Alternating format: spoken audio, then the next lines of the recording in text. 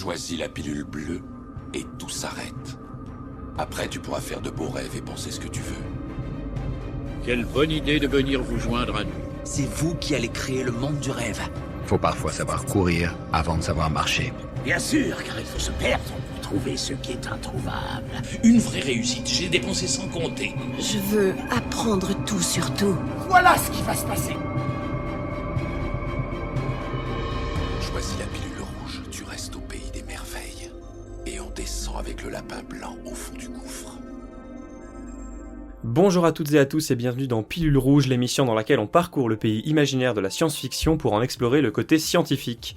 Dans cette émission, on s'intéresse à une notion développée dans vos œuvres de science-fiction préférées et on essaye de confronter ces idées à la réalité et à notre société actuelle. Vous avez peur de vieillir? La dégradation inévitable de votre corps et de votre esprit qui vous amène à une mort certaine vous angoisse? Si la science le permettait, vous seriez prêt à tout pour empêcher ça? Vous êtes au bon endroit. Aujourd'hui, dans Pilule Rouge, on vous parle du film The Substance. Avez-vous déjà rêvé d'une meilleure version de vous-même? Plus jeune, plus belle, plus parfaite. Une seule injection générera une autre version de vous-même. Voici la substance. Pour échanger sur les thématiques très intéressantes abordées dans The Substance, j'ai le plaisir de retrouver à nouveau Cléo, Mathias et Ismaël, qui étaient déjà là pour notre petite série de 3 épisodes sur la génétique. Comment ça va? Content d'être de retour dans l'émission? Oui. Eh ben, moi, écoutez, je suis ravie. Je pense qu'on pourrait peut-être se représenter. C'était ma question suivante. Est-ce que vous pouvez vous représenter rapidement peut-être pour les auditeurs et les auditrices qui ne vous connaîtraient pas et vos parcours? Donc moi, je m'appelle Cléo Moury. Alors, au moment de l'épisode sur la génétique, j'étais étudiante en M2 biologie intégrative et physiopathologie à Clermont-Ferrand. Et j'ai récemment obtenu mon master et donc je vais bientôt rentrer en doctorat sur le cancer. Eh bien déjà, félicitations. Merci. Eh bien moi, je suis Mathias Marécal. Vous m'avez peut-être entendu sur le podcast de génétique ou sur la fin du monde. Je suis diplômé d'un master de médecine prédictive et de conseil génétique. Et pour répondre sinon à l'autre question, moi c'est toujours un plaisir d'être ici. Mes plaisirs partagés évidemment. Et toi du coup Ismaël? Du coup moi je suis Ismaël Carouche, toujours en L1 SV parce que j'aime bien redoubler. Et je suis très heureux d'enregistrer ce podcast avec toi, Noé, Cléo et Mathias. Merci à toi. Mais évidemment, la L1, voilà, il faut l'explorer, vraiment l'expérimenter pour en avoir vu toutes les facettes. Et bienvenue à nouveau à tous les trois. Si ça vous intéresse, donc les 3 premiers épisodes dont on vient de parler sur la génétique, dans X-Men, dans Bienvenue à Gattaca et le film Jurassic Park, sont toujours disponibles sur toutes les plateformes de streaming audio. Petite précision, on enregistre cet épisode en visio, donc excusez-nous d'avance si le son est pas tip top, on fait avec les moyens du bord, qui sont inexistants. Alors j'ai commencé déjà par une contextualisation du film dont on parle aujourd'hui. The Substance, c'est un film réalisé par la réalisatrice Coralie Farja, qui est sorti en 2024. Il met en scène Elizabeth Sparkle, qui est incarnée par Demi Moore, qui est une ancienne actrice et maintenant présentatrice vedette d'une émission d'aérobic. À cause de son âge, elle se fait licencier par son patron, qui est incarné de façon génialement horrible par Dennis Quaid. Donc c'est le coup dur. Le moral au plus bas, elle reçoit une proposition inattendue, celle d'un mystérieux laboratoire lui proposant d'utiliser la substance. Si elle se l'injecte, elle deviendra la meilleure version d'elle-même, en tout cas c'est ce qu'on lui dit, plus jeune, plus belle, plus parfaite, grâce à une modification de son ADN. Alors à l'occasion d'en reparler. Et bien évidemment, avec un pitch pareil, vous vous doutez bien que ça va partir en sucette bien comme il faut. Du coup, je préfère faire une petite liste des trigger warnings, donc si vous aimez pas les aiguilles et tout ce qui est opération médicale filmée en très gros plan, c'est peut-être pas le film à choisir. Beaucoup de sang et de violence à l'écran. Et peut-être le point le plus important, la manière de filmer le corps des femmes est assez déroutante au vu du thème abordé. Il y a eu beaucoup de témoignages de personnes, notamment de femmes, qui ont été assez perturbées par le film. Donc vraiment, si vous avez des insécurités sur votre corps, votre rapport à l'alimentation, ou tout simplement pas forcément l'habitude de regarder des images un peu dégueulasses sur ces sujets-là, c'est peut-être pas la meilleure idée, voilà, pour un samedi soir. Pas ouf. Mais vous inquiétez pas, nous on l'a choisi parce qu'il y a des choses à en dire d'un point de vue scientifique et philosophique, donc on n'entrera pas dans le détail des scènes, à l'exception d'une seule dont vous parlera Mathias, mais on vous préviendra si jamais vous voulez pas être spoilé, si vous ne l'avez pas vu. Et à propos de science, maintenant qu'on a dit tout ça, si on rentrait dans le vif du sujet. Let's go. Une alternance parfaite de 7 jours chacune. La seule chose à ne jamais oublier, vie n'êtes qu'une. Il y a eu un petit souci dans l'utilisation de la substance. Avant de parler d'immortalité, j'aimerais bien qu'on pose les bases en se disant qu'est-ce qui se passe concrètement en fait quand on vieillit. Enfin, quand on dit mourir de vieillesse, ça veut dire quoi? Qu'est-ce qui se passe en vrai exactement? Je sais pas si Ismaël par exemple, tu peux nous en parler? Je pense qu'il faut d'abord regarder comment est-ce que notre corps est composé, comment un organisme est composé. Donc d'abord tu as l'échelle de l'individu, donc un ensemble d'organes reliés entre eux avec des vaisseaux et tout ça, des nerfs, etc. etc. Puis quand tu zoomes, tu as les organes. Quand tu zoomes sur les organes, tu as différents tissus. Et quand tu zoomes sur ces tissus, tu as des cellules et leur matrice extracellulaire. Ces cellules, elles sont spécialisées ou non spécialisées. Et celles qui assurent une fonction, elles sont spécialisées. Et au fil du temps, elles sont remplacées parce que elles peuvent subir des agressions, par exemple nos cellules de peau avec les UV ou en se blessant, ou par exemple celles de notre épithélium, donc notre intestin, à cause de l'acide de notre bile, elles sont dissous, donc il faut les remplacer. Et donc, pour les remplacer, il se passe ce qu'on appelle une division cellulaire. C'est un ensemble d'étapes qui fait appel à plusieurs signaux chimiques et à une réplication de l'ADN. Et quand tu répliques l'ADN, tu dois faire 2 fois le même brin. Il peut y avoir des erreurs, il peut y avoir des problèmes sur ce brin, et ce qui provoque un raccourcissement des télomères, entre autres. Ou alors, il y a des toxines qui s'accumulent dans l'organisme, ce qui fait qu'il a de plus en plus de mal à renouveler son stock de cellules. On reparlera de cette histoire de raccourcissement des télomères, peut-être qu'on définira un peu plus ce que c'est les télomères. Moi j'avais vu quelque chose en faisant mes recherches, j'avais vu les notions d'âge biologique et d'âge chronologique. Est-ce que, Mathias, tu peux nous expliquer la différence entre les deux? Alors la différence elle est très simple, l'âge chronologique, par exemple Noé tu as 23 ans, absolument. Voilà, tu as 23 ans, bon, j'en ai 25, mais imaginons j'en avais 23 ans, on n'a pas forcément, déjà, on n'a pas le même ADN. Non, nous ne sommes pas des clones. Voilà, on peut le dire aux gens. Voilà, on n'a pas les mêmes avantages génétiques par rapport à l'un et l'autre, on n'a pas le même mode de vie, rythme de vie, tout ça, et ce qui fait que, bon, chronologiquement, on a tous les deux 23 ans, mais biologiquement, peut-être que moi, je fais pas de sport, alors ça fait pas tout, hein, qu'on se le dise, mais pour diverses facteurs et raisons, il se peut que mon corps soit plus vieux, en tout cas, et biologiquement plus vieux, en fait, qu'un corps de 23 ans. Donc on a parlé du vieillissement, de ce que ça voulait dire de vieillir, et potentiellement des recherches sur ce sujet dans le but de le stopper ou de le diminuer. Une des pistes, c'est d'aller chercher dans le vivant. Est-ce qu'il y a des exemples d'êtres vivants qui vieillissent pas ou très lentement, Cléo? Alors moi j'ai fait quelques recherches là-dessus, et donc en effet on a plusieurs exemples d'espèces qui vont pouvoir vivre très longtemps, rallonger leur espérance de vie. On a par exemple la méduse dite immortelle, et attention je vais dire le nom scientifique, Turritopsis dornii. Et sans bégaiement, et ça c'est ouais.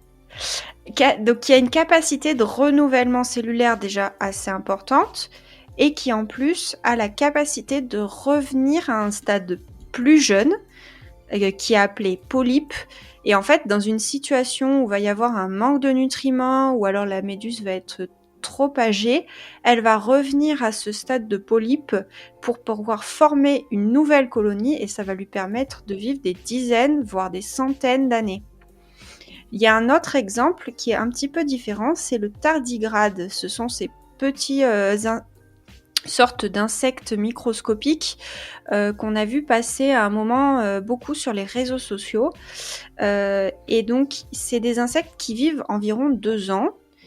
Enfin d'ailleurs, c'est pas dans la catégorie des insectes, mais ça ressemble à un insecte. C'est pour ça que j'appelle ça. Oui, c'est une sorte de cochon à 6 pattes qui ça, ressemble à un bonhomme Michelin. Voilà, ouais. c'est tout petit, c'est microscopique, ça vit dans tous les environnements sur notre planète, terrestre ou marin, pôle Nord ou pôle Sud ou équateur. C'est vraiment partout. Donc ça vit environ 2 ans dans des conditions normales, mais en cas de manque de nourriture, notamment, ça peut passer dans un état qu'on appelle la cryptobiose, et cet état va lui permettre de vivre jusqu'à plusieurs milliers d'années. Donc il y a plein d'exemples d'animaux ou d'autres êtres vivants qui vieillissent très lentement et qui, à l'échelle humaine, paraissent immortels. J'ai une question très con, et on en a parlé un peu dans l'épisode génétique. Est-ce qu'on pourrait pas juste aller leur piquer des gènes et les injecter dans un être humain et en faire un être humain qui vieillit pas ? Il y a plusieurs problèmes qui viennent dans ce truc d'injection d'ADN. Et moi, il y a un truc qui m'a toujours fait tiquer dans la science-fiction, c'est ok, t'as un gène modifié, comment tu le mets dans tout le corps ? Parce que autant le mettre dans une cellule, ça va, ça reste plausible. Mais comment tu fais pour tout le corps ? Tu fais un bain d'ADN modifié ? Ça, je ne comprends pas. Et aussi, faudrait faire en sorte qu'on arrive à l'exprimer, ce gène. Parce que, comment est-ce que ça marche, la génétique ? Si on fait grossier, l'expression des gènes, elle se fait en plusieurs étapes. Donc la première, c'est ce qu'on appelle la transcription. On passe d'ADN à ARN, acide désoxyribonucléique, à acide ribonucléique. Puis dans cet ARN, on va choisir, entre guillemets, les gènes qui doivent être exprimés.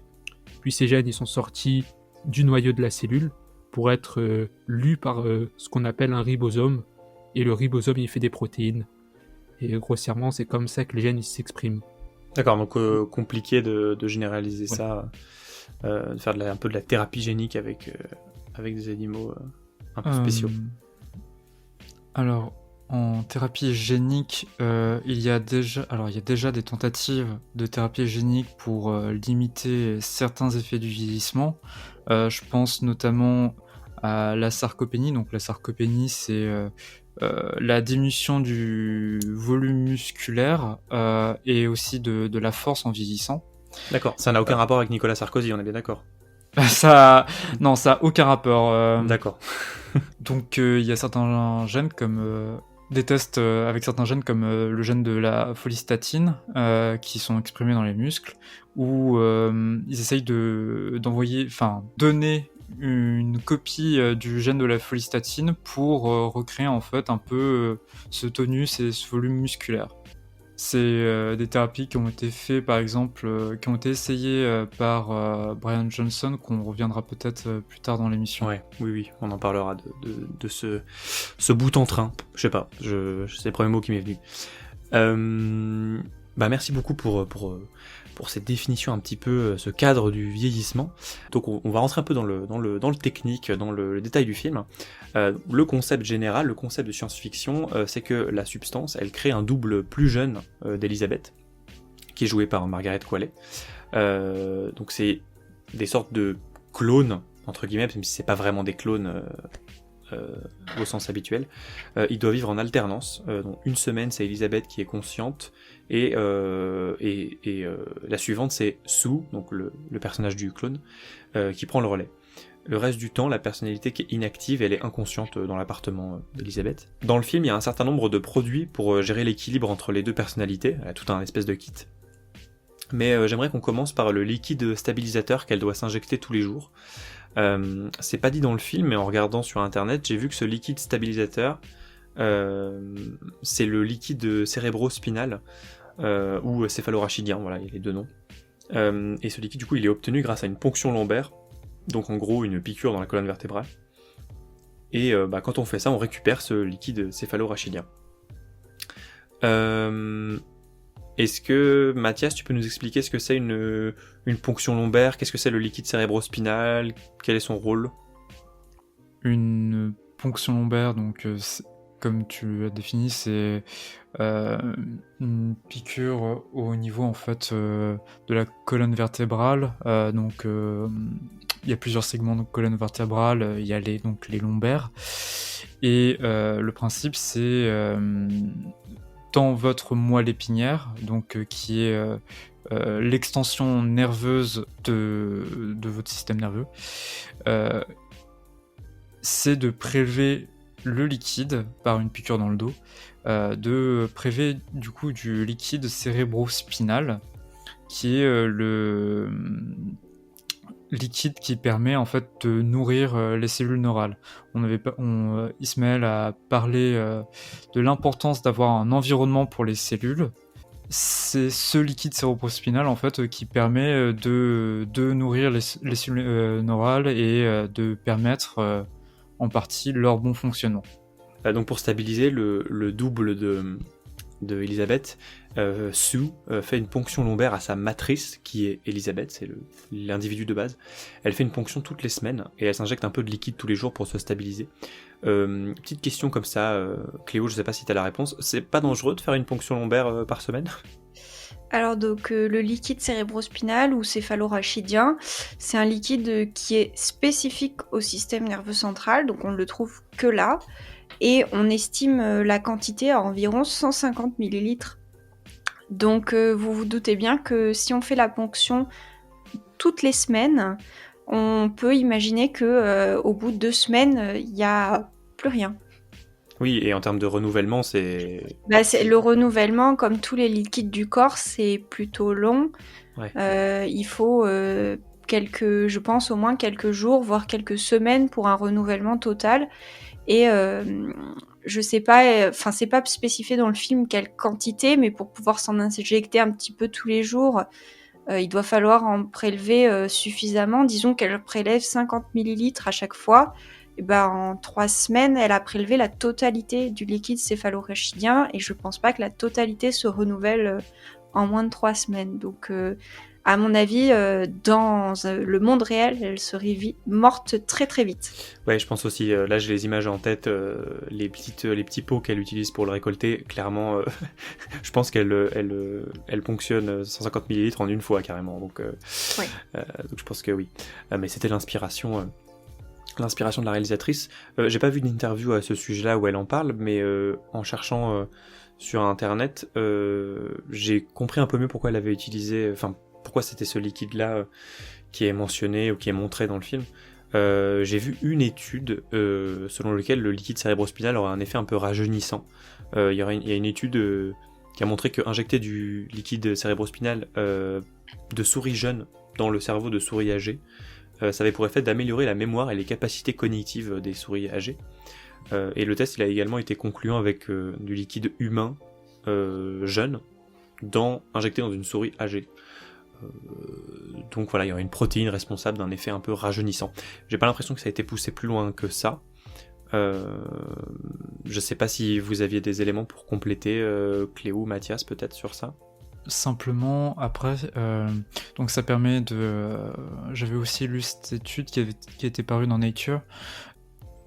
Ça permet de renforcer les capacités de mémoire chez les cerveaux plus âgés en injectant du liquide plus jeune. Mais l'effet avait été surtout efficace chez certains types cellulaires précis. Donc votre cerveau, votre système nerveux en général, c'est plusieurs types de cellules. On connaît tous le neurone, mais il n'y a pas que le neurone. Dans les cellules en fait qui sont surtout, qui profitent surtout en fait de ce liquide cérébrospinal jeune, ce sont les oligodendrocytes. Je sais pas si je l'ai bien prononcé. Si, je crois. Est-ce que tu peux nous dire c'est quoi ces cellules, à quoi elles servent? C'est une excellente question. Les oligodendrocytes, c'est des cellules de soutien dans le cerveau. Vos neurones, on connaît tous à peu près à quoi ressemble un neurone. Vous vous imaginez bien, je pense, ce corps cellulaire avec une espèce de queue qu'on appelle l'axone. Et c'est par là que se déplace le signal électrique nerveux.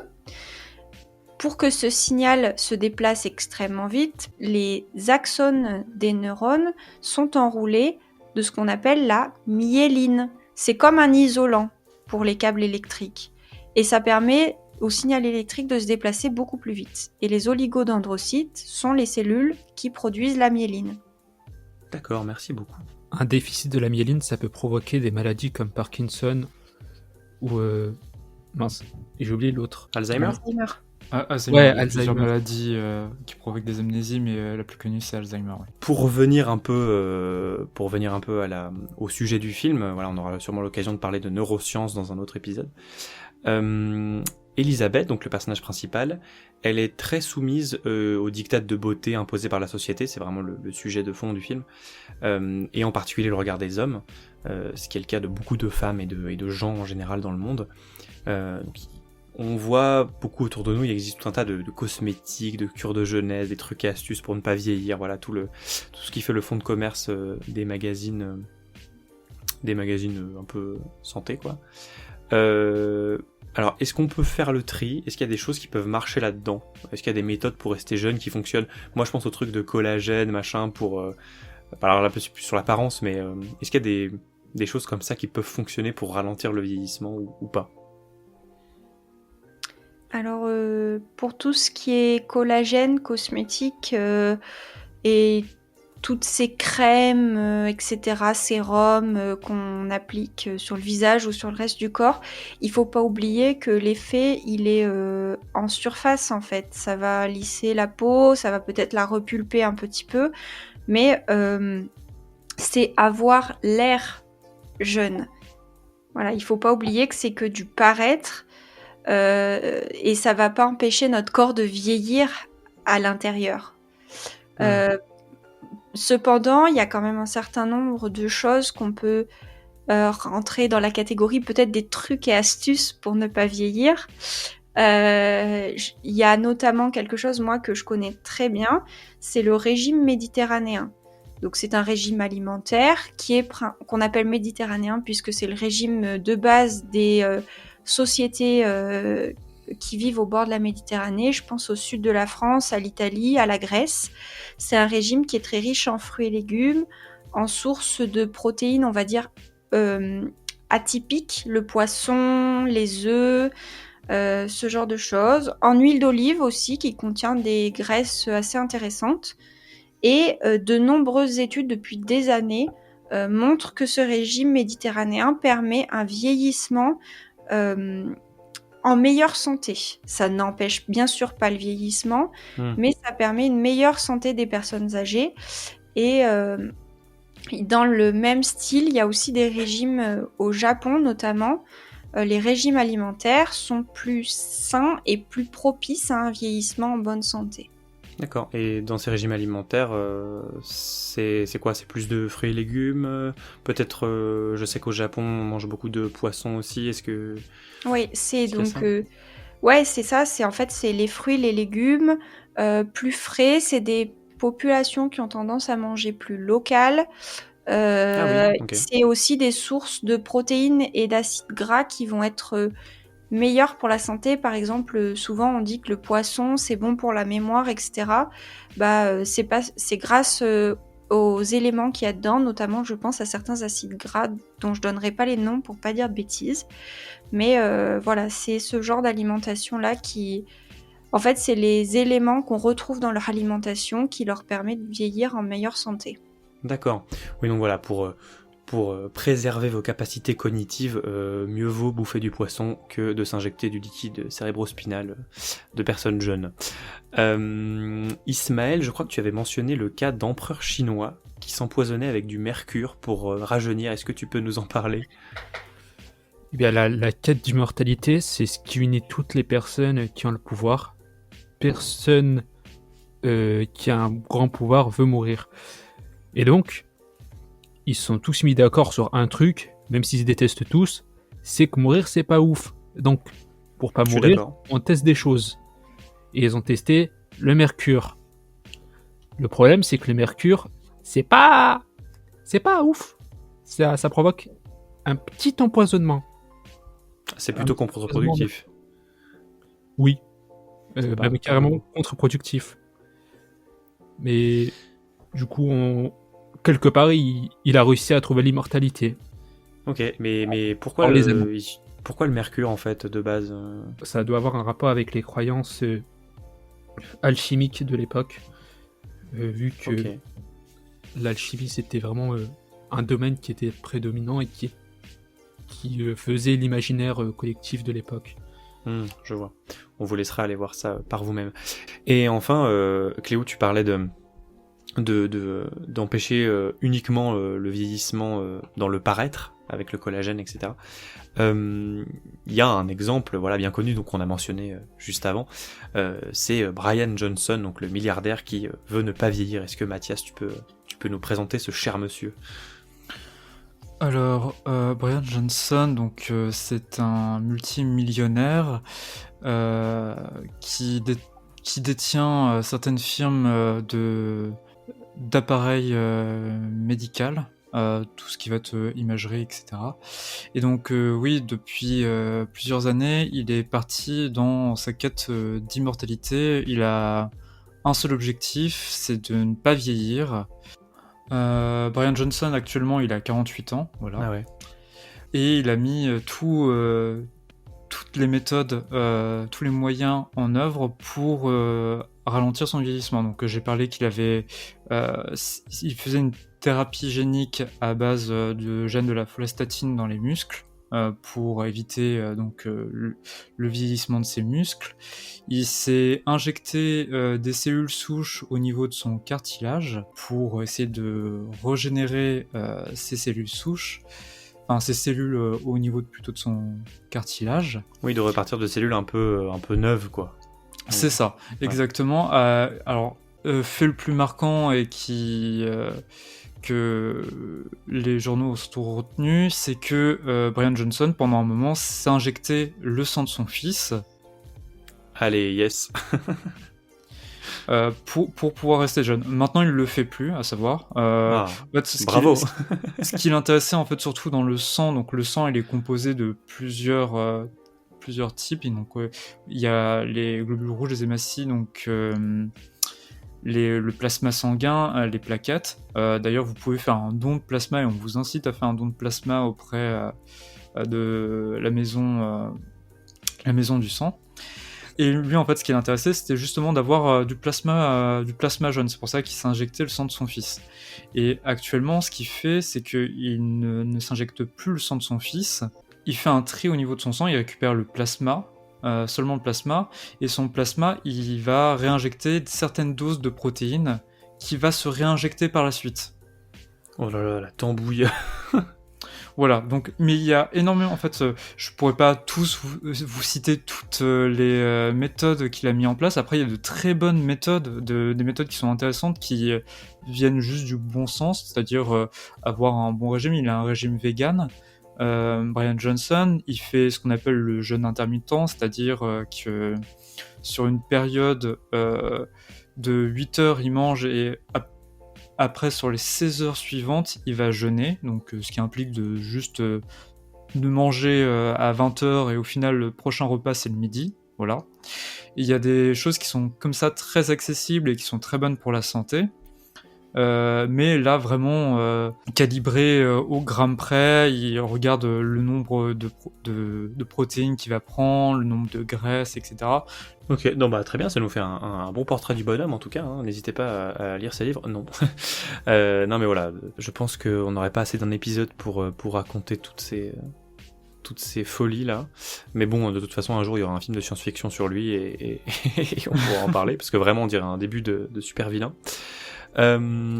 Mathias, toujours, tu voulais nous parler d'une scène, pour en revenir à The Substance, tu voulais nous parler d'une scène en particulier, plutôt vers la fin du film. Donc encore une fois, si vous l'avez pas vu, c'est le moment de skip. On va spoiler cette scène, donc voilà, vous pouvez avancer de quelques minutes pour être sûr de ne pas être spoilé. Alors on s'écoute un extrait et on en parle après.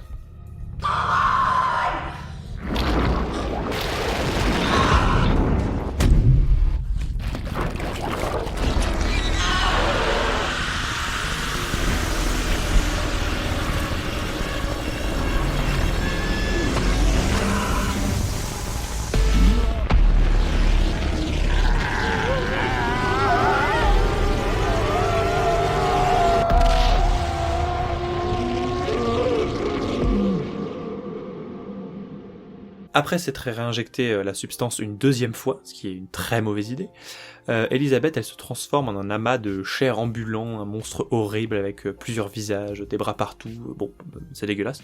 Toi Mathias, quand t'as vu ça t'a tout de suite fait penser à un cancer. Exactement, oui. Il y a certains cancers qui sont appelés les tératomes, et qui sont en fait... donc un cancer, on rappelle, hein, c'est une masse qui se développe au dépend de notre corps et qui a une progression pathologique. Ce cancer-là, cette tumeur-là, le tératome, c'est une tumeur avec plusieurs types cellulaires. C'est-à-dire que sur cette tumeur, il peut y avoir des dents, de la peau, des poils, même des débuts de yeux. Et souvent ces tératomes, ils se trouvent par exemple dans les cordons sexuels, au niveau des ovaires, etc. Si ça m'a fait penser à une tumeur, c'est que en fait le lien en fait entre vieillissement, le fait d'essayer de se rajeunir et le cancer, en fait, il est assez proche quand on y pense. Au début du film, on a une scène avec un œuf où ce qu'on suppose un scientifique injecte une substance à un œuf, un jaune d'œuf, et on le voit en fait se multiplier, se développer, créer un autre jaune d'œuf. Oui, comme une cellule, ouais. C'est ça, exactement, comme une cellule.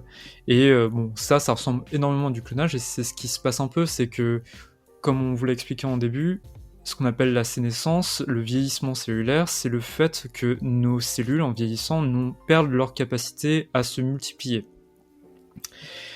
Et justement, en fait, un cancer, ce qui donne un cancer, ce sont des cellules qui ont perdu leur capacité à vieillir.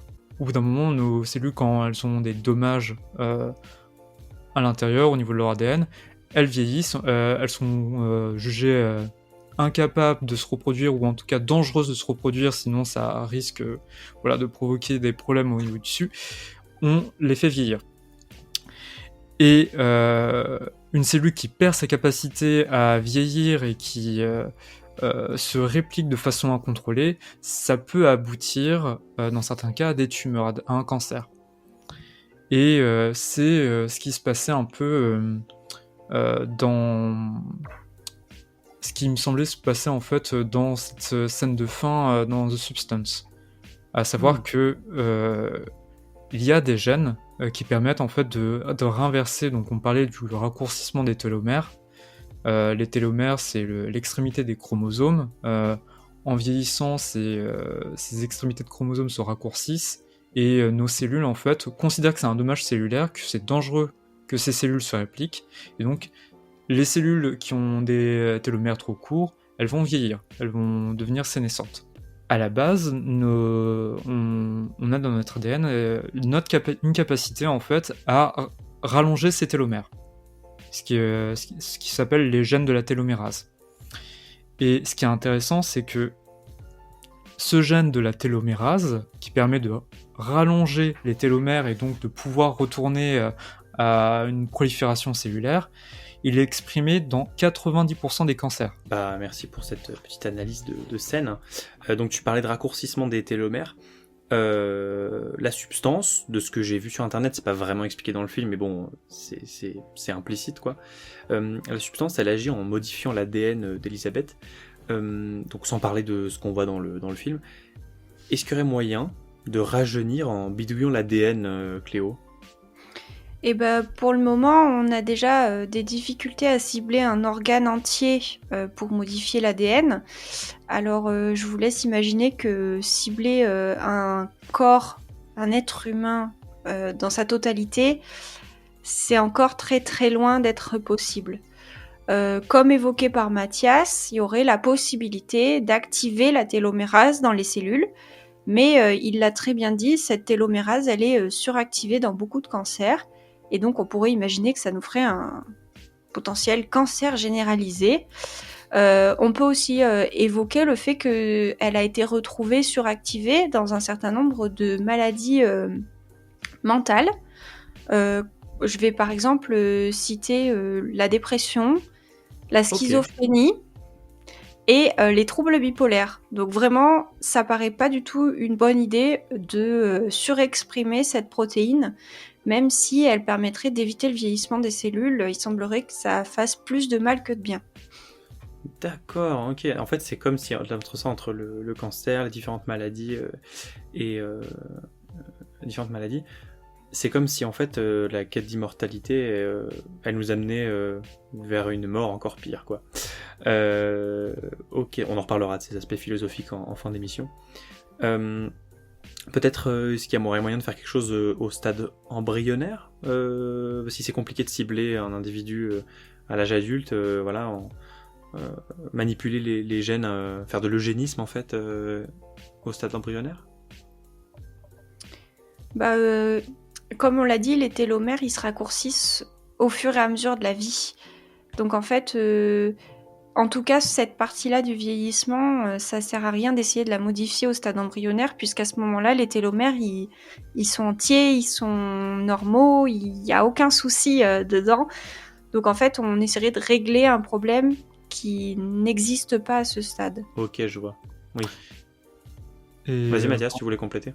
Oui, et quand bien même en fait on arrive à garder en fait la longueur de télomère intacte tout au long de la vie, il y a d'autres mécanismes en fait qui ne sont pas le raccourcissement des télomères qui interviennent. Je pense à l'épigénétique, donc les modifications qu'il y a autour de l'ADN, sur comment l'ADN s'exprime et pas sur la structure même, sur son information directe.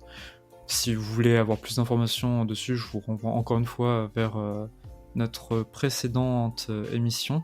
Tout à fait. Je crois que c'est dans le premier épisode consacré aux mutations génétiques dans X-Men, il me semble. C'est ça, exactement. Mais donc oui, il y a aussi de l'épigénétique. Il faut savoir qu'en fait, notre ADN aussi, en vieillissant, il va avoir en fait des modifications qui n'étaient pas là quand il était, on va dire, plus jeune. Notamment la méthylation, donc c'est une des méthodes de modification de l'expression de l'ADN.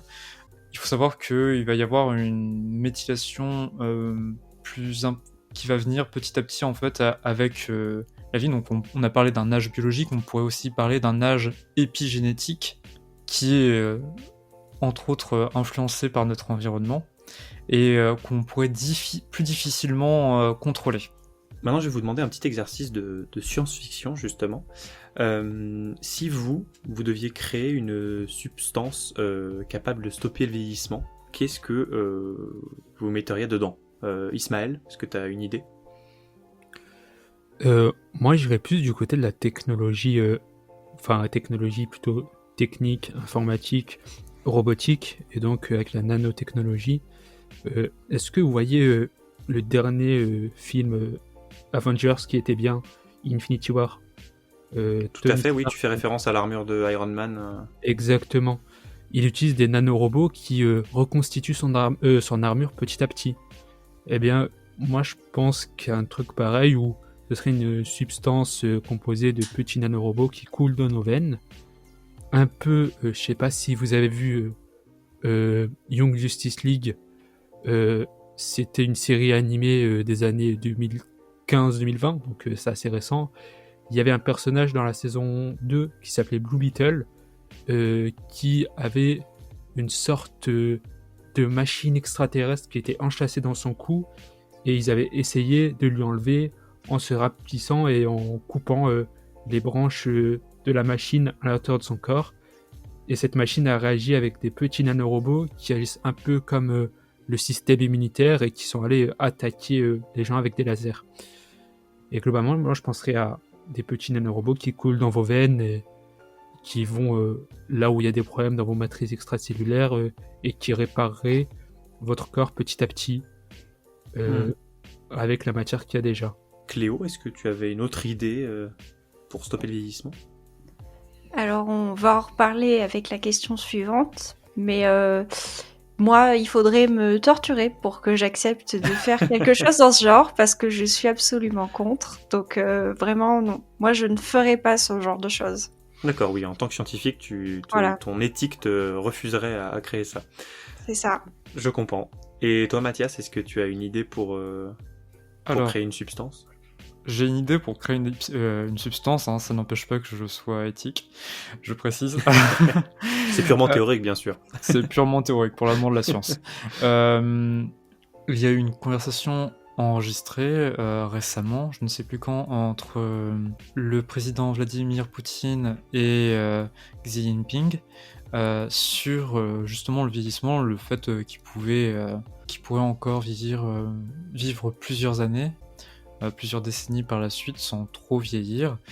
Qu'on se mette d'accord, hein, Vladimir Poutine et Xi Jinping ne sont pas des scientifiques, ils connaissent Sans pas. déconner. Oui, voilà, ils connaissent pas les avancées scientifiques là-dessus, mais ils parlaient par exemple de transplantation d'organes. Donc, en dehors du fait qu'on a évoqué en début, que c'est pas toujours qu'il y a un problème de compatibilité au niveau des organes, que ça peut créer des problèmes, il faut savoir qu'il y a un double enjeu avec se greffer des organes jeunes. Donc même si on se greffe des organes jeunes, ça peut créer un dommage tissulaire, donc par exemple des petites ischémies quand on se greffe les organes qui, à ce moment-là, dans certaines études, ça a été montré, induisent un vieillissement des cellules environnantes. Donc pour moi, c'est pas une piste. Ce que je mettrais plutôt, ce sont justement les IPS, les cellules souches pluripotentes induites. Pour moi, sont plus intéressantes pour la médecine régénérative. On peut, dans la science-fiction, parler de Wolverine. Wolverine qui a un vieillissement vraiment ralenti. Je crois qu'il a fallu un siècle pour qu'il gagne seulement 20 ans. La raison pour laquelle normalement il est censé ne pas vieillir, c'est parce que ses cellules en fait se régénèrent. Il a une capacité en fait à pouvoir en fait auto-régénérer sa santé, ses tissus s'il se blesse, etc. Et ce serait l'idée avec ces cellules souches, ce serait de pouvoir recréer des tissus et régénérer nos tissus. Après, ça pose quelques problèmes. C'est que on sait désormais que la différenciation cellulaire n'est plus irréversible et qu'on peut réobtenir même à partir d'une cellule âgée et différencier des cellules souches. Et il y a énormément de recherches et de projets qui visent à exploiter ce phénomène. Le problème qui se pose, c'est que recréer ces cellules souches, ça induit des mutations dans l'ADN. Donc, est-ce que ce serait pas non plus aussi jouer à l'apprenti sorcier Oui, question épineuse, d'accord. Donc plusieurs idées. En tout cas, je vous sens pas bien chaud à cette idée-là. Justement, moi, c'est ce que je voulais vous poser en dernière question. Allez, on admet que cette substance existe, on arrive à stopper le vieillissement. Si on y arrivait, est-ce que arrêter le vieillissement, c'est souhaitable selon vous et du coup, in fine, stopper la mort? Cléo, t'as commencé à donner ton avis sur la question. Est-ce que tu peux développer? Alors oui, du coup, comme je l'ai dit un peu avant, pour moi, c'est pas du tout souhaitable pour des raisons économiques, écologiques, sociétales, éthiques. Alors par exemple, on peut parler en termes écologiques. Sur Terre, on est maintenant 9 milliards, si je dis pas de bêtises. Qu'est-ce qu'on fait si on arrive à stopper le vieillissement et la mort surtout la mort, parce que la Terre ne pourra pas supporter beaucoup plus d'êtres humains. Je pense qu'on est déjà même atteint les limites. Arrêter le vieillissement, est-ce que c'est arrêter de faire des enfants? Est-ce qu'on va avoir que des gens vieux sur Terre, du coup? Ou est-ce qu'on va avoir une croissance exponentielle de la population? Déjà, moi, c'est un gros point pour lequel, pour moi, c'est pas du tout souhaitable. Et puis après, il faut penser aussi à tout ce qui est sociétal. En France, on est très mécontent de la réforme des retraites, par exemple, mais si on arrête le vieillissement, est-ce que tout le monde continue à travailler éternellement, ou est-ce qu'il faut payer des pensions pour les gens les plus vieux, malgré le fait qu'ils ne vont pas vieillir plus qu'ils ne le sont? Voilà, pour moi, ça pose beaucoup de problèmes dans tout un tas de domaines. Je vois. Et à titre plus personnel, Ismaël, par exemple, est-ce que toi, t'aimerais être éternellement jeune? Donc, la question là, c'est, tu meurs à un moment, mais tu restes jeune toute ta vie. Est-ce que c'est un peu différent du coup? Est-ce que dans ce cadre-là, tu aimerais être éternellement jeune? Si par jeune, t'entends mon âge actuel, Admettons. non, parce que je me sens pas, je sens que je suis pas au pic de mon existence actuellement, et ça pourrait être tentant, mais je pense que ce serait pas une bonne chose. Ça créerait des dissonances cognitives. Je pense qu'au bout d'un moment, on se sent mal. On voit tout le monde autour de soi vieillir, mais nous, on reste éternellement jeunes. Je pense que ça détruirait mentalement. Et même si on revient sur l'immortalité, comment est-ce qu'on se rappellerait de toute notre vie? Est-ce que notre cerveau il est fait pour être immortel? Est-ce qu'on peut se souvenir de tout? Je pense pas. Mathias, peut-être pour conclure, est-ce que arrêter le vieillissement et la mort, est-ce que ça peut être un objectif de santé publique, ou est-ce que c'est complètement irréaliste? Alors, je pense que de toute manière, on y est déjà. Enfin, à chaque fois dans chaque podcast, j'ai l'impression d'être hyper fataliste, hein, désolé. Mais Sur ces sujets-là, c'est pas rigolo. Pour moi, en fait, alors je parle au titre des sociétés occidentales. On est déjà en fait dans une société de l'immortel où on soucie très peu de la mort, et faut savoir que actuellement, juste pour donner à titre statistique, en 2014, la moyenne d'âge de décès, elle était fixée environ à 77 ans. En 2024, on passe à 79 ans. On a déjà gagné 2 ans en fait de moyenne d'âge de décès en 10 ans. En l'espace de 10 ans, exact. C'est énorme. Ce qu'on voit aussi, et surtout en France et même dans le reste de l'Europe, c'est que un Français sur 5 ont au moins 65 ans. Cette proportion des plus de 65 ans, elle était de 16%, donc quand je disais un Français sur 5, c'est, on va dire, à peu près, le chiffre c'est 21,8%, il est de 16,3% en 2005. Et pour l'instant, c'est exponentiel. On continue toujours en fait à reculer le vieillissement. Pour moi, on est déjà en fait dans cette optique-là. Et le problème qui se pose, plus on va dire humainement parlant, c'est que nos sociétés sont construites sur le fait qu'on allait mourir. C'est comme ça que certaines religions sont développées. Comment on organisait en fait juste les saisons de notre vie en fait. Je pense que en perdant le sens de la mer, on perd le sens de la vie. Waouh. Je trouve que c'est une belle conclusion philosophique sur ce sujet-là. Très bien, donc on a évoqué plein de choses. Avant de se quitter, est-ce que vous avez une œuvre de science-fiction, film, BD, livre, peu importe, à conseiller sur ce thème du vieillissement ou de la quête d'immortalité peut-être plus largement? Ismaël? J'en aurais peut-être 2.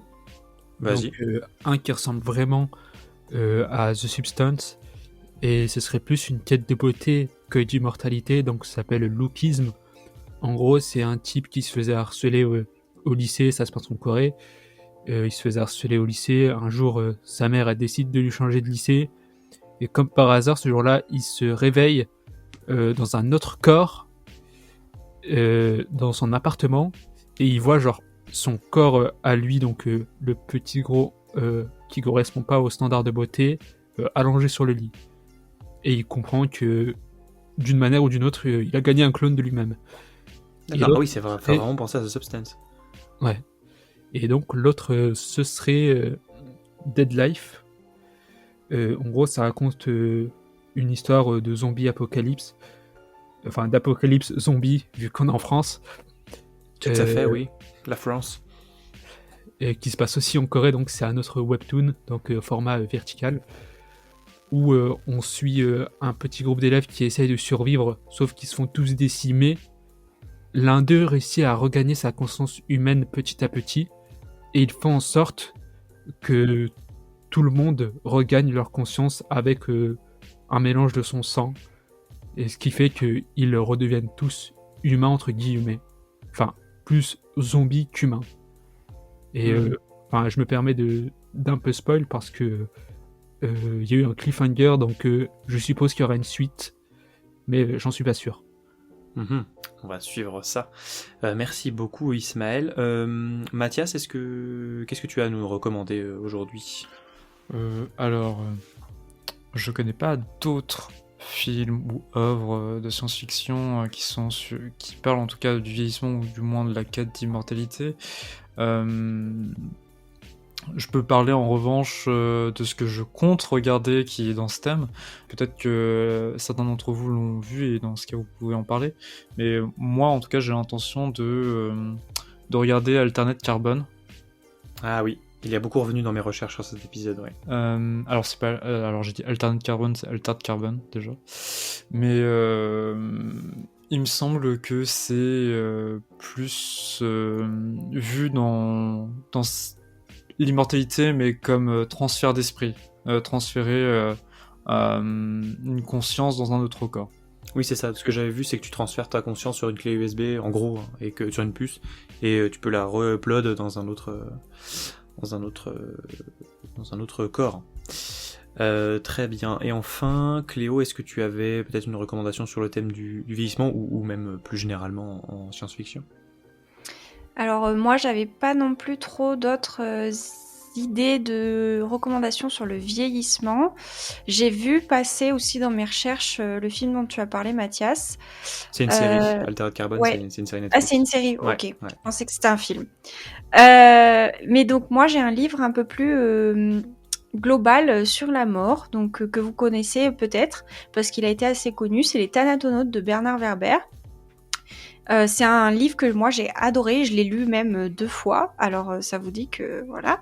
Ah oui, quand même. Et donc c'est l'histoire de 2 scientifiques qui sont amis d'enfance et qui vont être mandatés par le président français. L'histoire se passe en France.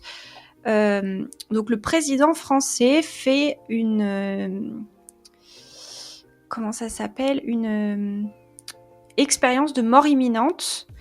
Et donc en fait il voit l'au-delà pendant un coma alors qu'il est très proche de la mort, et on réussit à le ramener dans notre monde. Et donc il va mandater 2 scientifiques, 2 amis d'enfance complètement obsédés par la mort, pour étudier la question et pour essayer de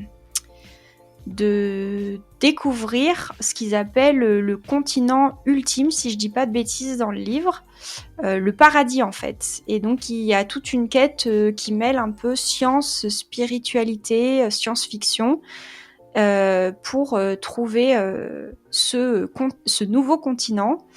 Et donc ils s'appellent eux-mêmes les Thanatonautes, donc du grec Thanatos, divinité de la mort, et Nautes, navigateur. Et donc à partir de là, il y a tout un tas d'expériences qui vont être menées pour découvrir le monde des morts.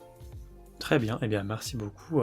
Et moi pour finir, je voulais vous conseiller un film du coup qui est sorti très récemment. C'est le Frankenstein de Guillermo del Toro, qui est sorti sur Netflix le 7 novembre il me semble. Et c'est vraiment un film très intéressant, un peu long dans sa première partie, mais qui est un peu incontournable. Frankenstein, le livre de base et puis le mythe qu'il a engendré, qui est un peu incontournable sur le thème de la mort, le fait de repousser la mort et la quête un peu d'un savant fou pour créer un être vivant à partir de cadavres. Et je pense qu'il y a des réflexions philosophiques et éthiques qu'on a eues là lors de cet épisode qu'on retrouve dans le film. Je vais déjà vous remercier tous les trois d'être venus nous éclairer sur le sujet du vieillissement, de la mort et de tout ça autour du film The Substance. Donc The Substance qu'on vous invite à découvrir. Je ne sais pas sur quelle plateforme il peut être disponible, mais voilà, si vous sentez le courage de regarder ce film, on vous invite à le découvrir. Il y a des thématiques intéressantes qu'on a pu développer dans l'épisode qui méritent de s'y pencher. Donc un grand merci à nouveau à mes trois invités. Est-ce que vous avez peut-être un mot de la fin, quelque chose à transmettre à nos auditeurs, auditrices ? N'ayez pas peur de la mort. Elle finira par venir. N'ayez pas peur du vieillissement, parce que quelque part, vous êtes tous déjà vieux. Parce que être vieux, c'est être proche de la mort, et on ne sait pas si on vivra la prochaine seconde. Merci Victor Hugo pour cette belle conclusion. Est-ce que quelqu'un voulait rajouter quelque chose ou pas ? Oui, moi... Alors pour revenir sur The Substance, où quand même l'idée de base c'est que l'héroïne se trouve trop vieille selon les standards de beauté de son monde. N'oubliez pas que tous ces standards changent, que ce qui est beau aujourd'hui ne le sera peut-être pas dans la société de demain. Alors n'ayez pas peur de vieillir, aimez-vous tel que vous êtes, parce que vous changerez pas. Et vous êtes beau de la façon dont vous êtes, et ça il faut pas l'oublier, faut pas se laisser manger par notre société et par les images qu'on a notamment sur les réseaux sociaux. Merci beaucoup pour ce message, il est d'une importance capitale. Mathias, un petit mot peut-être ? Oui, c'est de façon plus générale accepter ses limitations, donc c'est pas que par rapport aux standards de beauté, mais aussi le fait de ne plus pouvoir accomplir ce qu'on pouvait faire avant. Il faut accepter ses propres limites, tout simplement. Et ne pas laisser place à son pur fantasme. Très bien, merci beaucoup pour ces mots inspirants de fin. Merci encore et peut-être à bientôt pour un autre sujet. Et vous, est-ce que le vieillissement vous fait peur ? Est-ce que vous avez peur de la mort, peur de vieillir ? N'hésitez pas à nous faire part de vos réactions et de vos avis sur l'épisode sur les réseaux sociaux.